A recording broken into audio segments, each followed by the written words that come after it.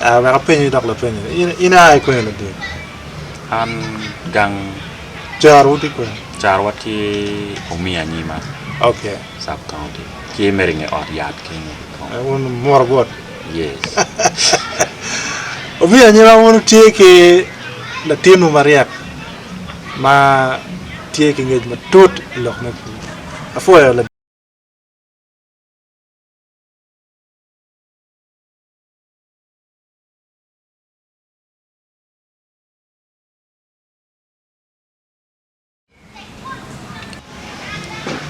Yes, wajulu udo ko dojo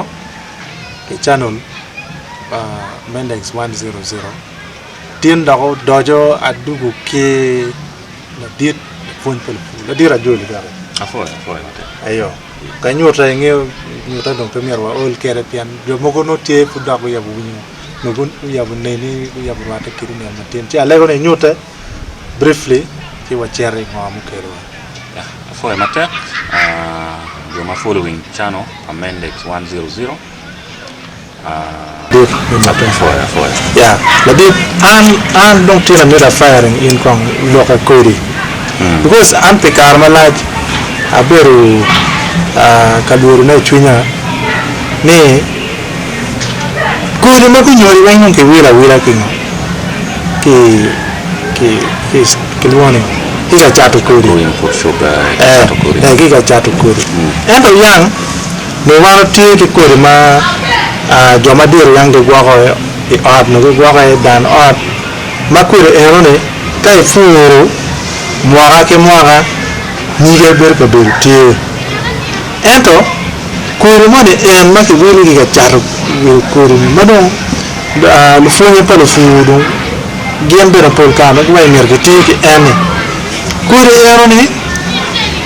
iri pero ti mu ko pero mo ga def no pepete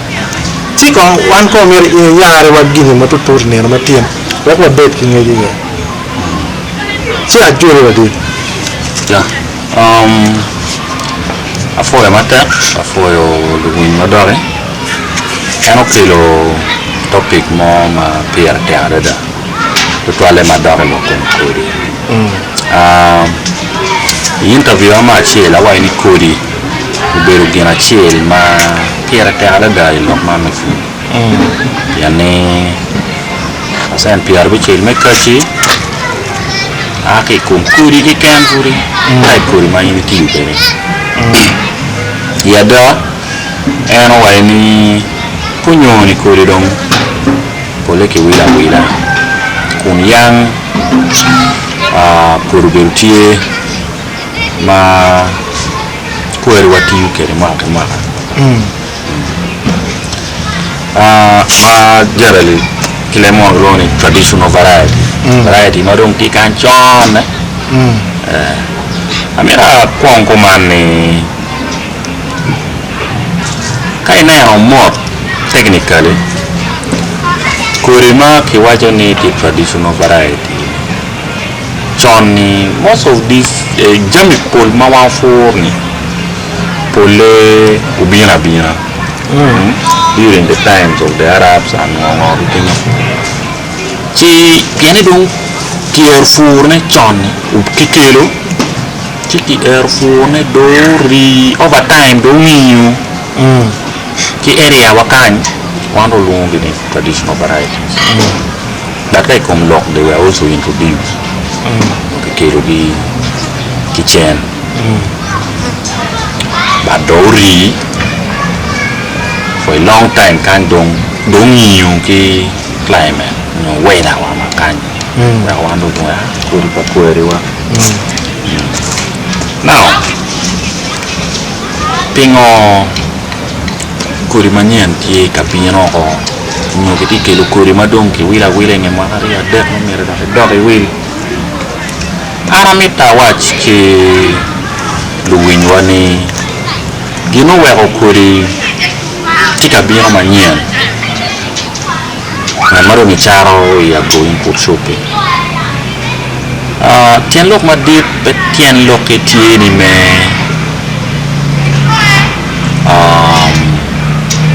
meleu kaka kuri wa machon madodong wa white tradition madong ni bodwani kuri eoni pol kara joma do der doge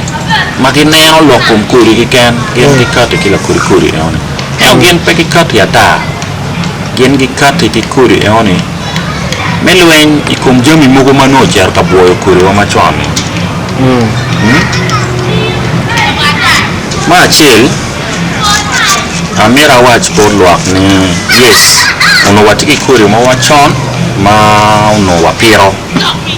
dok beber ka piro wa pekar malaj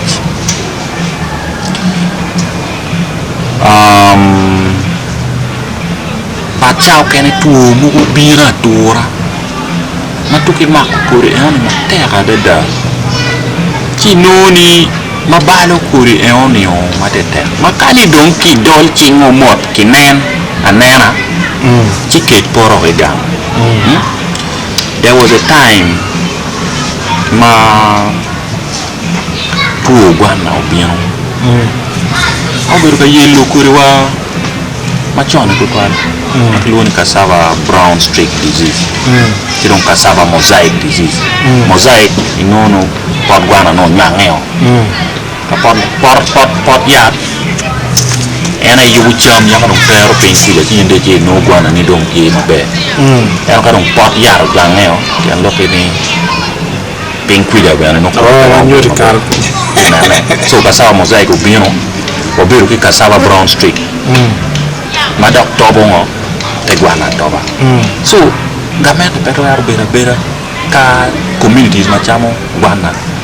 kitika to ke weho lu diero matut kiramo gikwero ni tu makie ka yelu gwana ko mon kitwa yar weni community well varieties manyan gatu jalo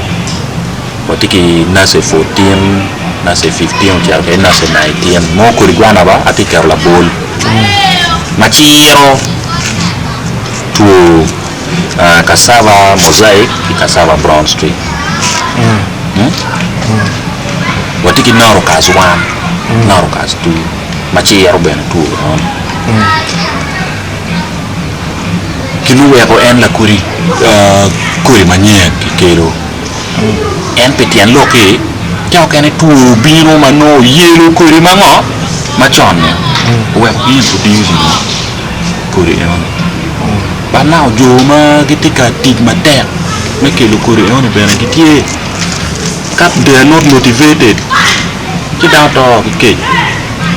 weko gikero sam fi ni no yin mera kuri en ni will baru tadi type kuri ario acel mai romo tike pe moke mapopol jalen kuri guana kan makari kai will ki cel mo ko ai furo wara de big mo piani tu bela yira kerne me cier tu no romo dok chen ti kau dok chen chao kai no mera cere ngo inom nok madok di fresh da kai mano ku ke ko mungkin naik keluar baru iyo makumane yang dalam mana noni ka ini tiki ekazapa ngono ki wona di mon ke ganga but will dalam mete ho over time after 10 years you ne ma pa piario will dok dak marom population mete ko ngom ena furugang no ka ekapa eno gamo no furugang ekapa ken lo kau no kuri ma ki ker yeni mini ugutia pa ena e piru kau mede ke tikere ugbir ka minwen ugutia pa ena wel daro mer ngeni do ngo do mete o mete ho we ko lunit matu biru ni waramo katiki kuri ma kari beti ena ekapa ni iramo peto ne ento kili touch mabuk maramo peto dano madung mau meteni itu nana we mono no ati loke ko ai yielding varieties manotika biru kurwa chona gerti ba piane watiki challenge me population increase watiki challenge will dano mete e ngom wati kagak maroma roma kira mo no kuri ma cek mabuk we kari pere area ma tiri no mo pieto dano ma wil ju medene we ada mo kuri manyen mai no di kakati petian lo ke kuri wa ma chone raj ana mi to nyang wa ma be petian lo ke kuri ma chone ngo raj eto challenges nyu pe ma pat manuti kabiro era e we ko lungi meno kid me kati ki dir me addressing those challenges we ko kati ki kuri mano sa ka di ai yielding bat kuri e on mo no kai tiu kere karbiti ai yielding mati kuri mati ai yielding manu logi ni improve on beru ai breed nyono pe ai breed so kaki wai ai breed era e nuti type kuri mo ni mai pero mo ka ngo acil ki kem Mwana Mario ne mierda ke cierno cier ci wi mo hybrid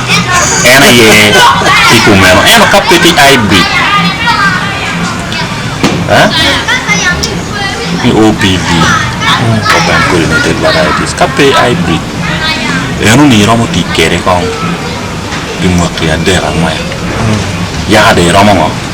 la kon ni mo ker ni me cek mabuk kaki yugo neo cek mabuk nyo kaki yugo me cier tu no mo kere on ni dongo ya ana ni le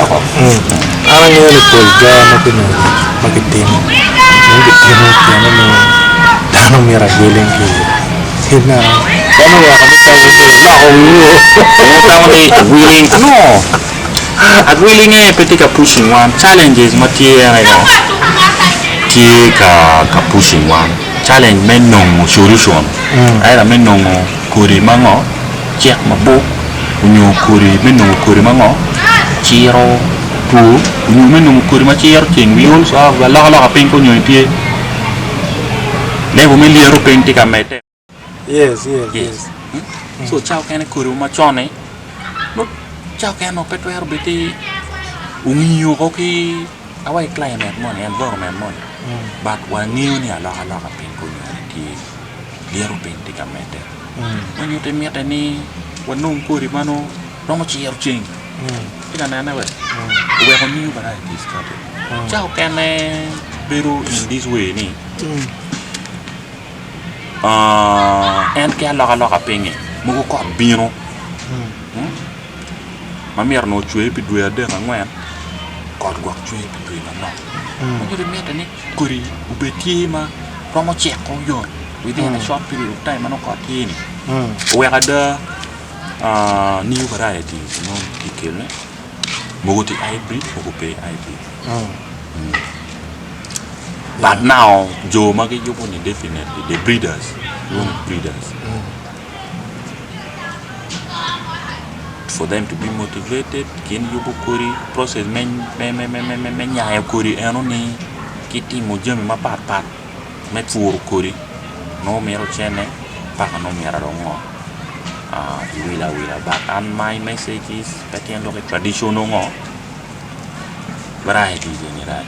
yeah is there any way mo ma yo mo tiratia ma wonogramo we ho kuri jan beru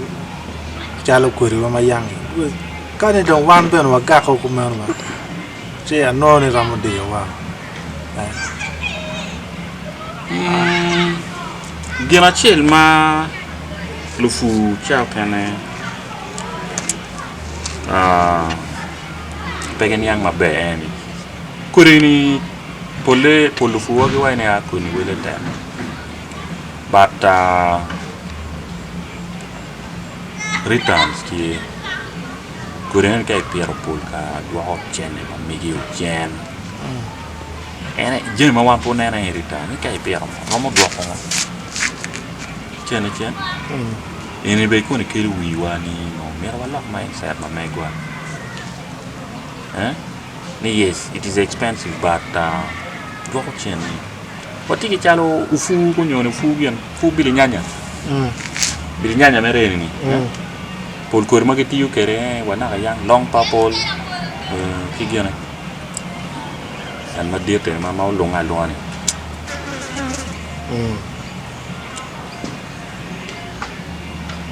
ya ti variety bion chamo gitu ki long purple ki these are the variety we are below. So but those two varieties polkara ka kamanera di ya pero mer rap kere peno ka mo madi ha and will ka jar ka will ne ki chate packet 10 grams long ki long chan na li ngwen big 10 grams and tiet no kama tua ne pero panau lu der ku ka te ki variety manyan aki lu ne journey everyone 5 grams we can just 5 grams ki we ali piara bi piara bi kenya just 5 grams not even 10 5 grams and okay piero kari kama na te obichiro tua na ada bi no kachi ada yang udah day we dua ko chien ni mo ma spending so and could man you most of them are like that it is the person me dua ko na chien ni ma in spending and then mapa mira encouraging mapa mira discouraging dano petit ke because ada yang udah day kai ti mi jeng wen mamete inoni chien ni you recover don't begin Madit ni karo chani my spending. Yeah. So unjua mauti ka bino. Why ne alaka begging. Ka yendo iwaje ne idega laka. Si alaka buloki. Si wa foya madalo dit pe nga tamay wa berka na wala kiri. Nge duji mai mio. Watero na kwa dwa ko poli. Watero tena perta. Nungwa lego ne watiu kede manero nini Allah ko until next time wafoya mate Wafoya